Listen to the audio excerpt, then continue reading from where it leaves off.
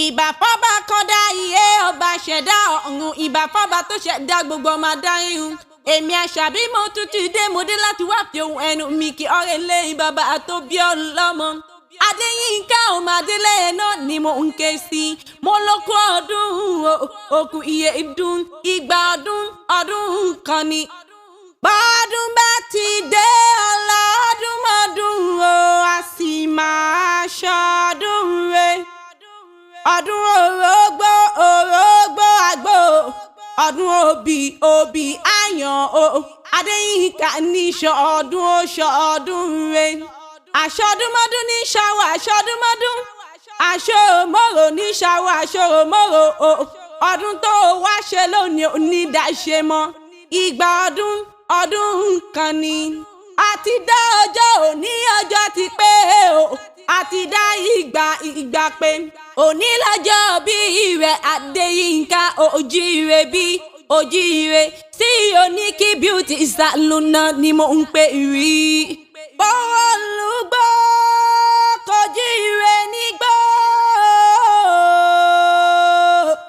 Bó wà á fẹ́ mọ́jọ́ kojíire. Bó wẹ́ mọ́ kojíire lóko lé. Ń bá wà tí bójó kojíire ní sàárẹ̀. Bí Adéyínká bá ti jíire, ṣe bá bùṣe. Ǹjẹ́ ta ni mò ń pò rí o?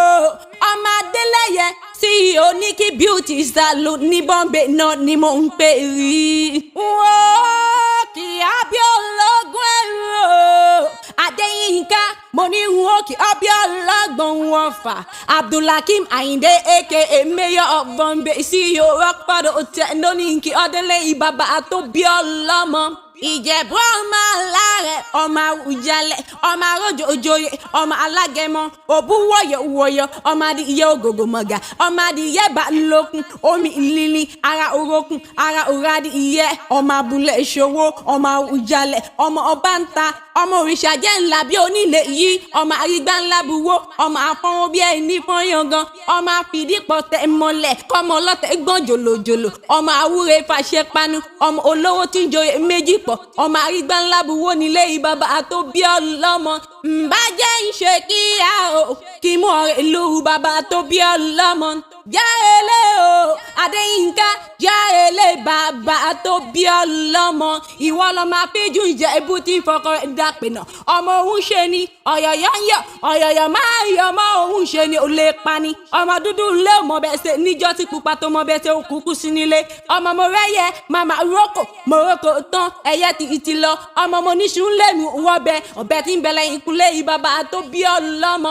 Lónìí mo ibà lọ́dọ̀ bàbá táwọn ọmọ ẹnigbó má dé, ọmọ ẹnigbó máa wọ, ọmọ ẹnigbó kan àjòjì kan ò gbúdọ̀ wọ̀. Àjòjì tó bá wọ gbòòrò yóò dẹni bá nílé bàbá tó bí ọlọ́mọ. Ìjẹ̀bú ọmọ eré niwà, òòṣà jẹ́ ń dàbí onílé yìí ni wọ́n fi ń pé Ifá Jẹ̀bú owó, Kẹ̀lẹ̀bẹ̀ Jẹ̀bú owó, Igbá Jẹ̀bú owó, Ìtọ̀ Jẹ̀bú owó, Ọ̀tún Jẹ̀bú owó, Òsì Jẹ̀bú owó, Iwájú Jẹ̀bú owó, Ẹ̀yìn Jẹ̀bú owó, Kékeré Jẹ̀bú owó, Àgbà Jẹ̀bú owó, Dúdú Jẹ̀bú owó, Pupa Jẹ̀bú owó.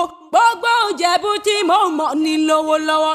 Ìjẹ̀bú ni ẹ o, ọmọ èrè ni wà. Happy birthday to you. Wà pẹ́ láyé bí mo pàṣẹ ń pẹ́ láyé o. Àdàgbà òun ní tòṣe. Wà á dàgbà, wà á dògbò. Ikú òjijì nípa ọ́. Òun ní òun gbé sọnù bí ó ṣe bí ọmọ. Ikú tó bá kú, ọ̀tàrí àgbà kú. Àrùn tí ó bá rùn, ọ̀tàrí àgbà rùn. Ikú àdìkú ọ̀tá, àrùn àdàngòdì. Wà á bẹ̀gbẹ́ pé, wà á lálùyọ. Wọn ò ní ìtẹ̀gbà fún òun ló ń jẹjẹ lọ́la ṣe Èdùmàrè. Happy birthday to you. Happy birthday to you o, Adéyínká ọmọ Adélẹ́yẹ. Happy birthday to you.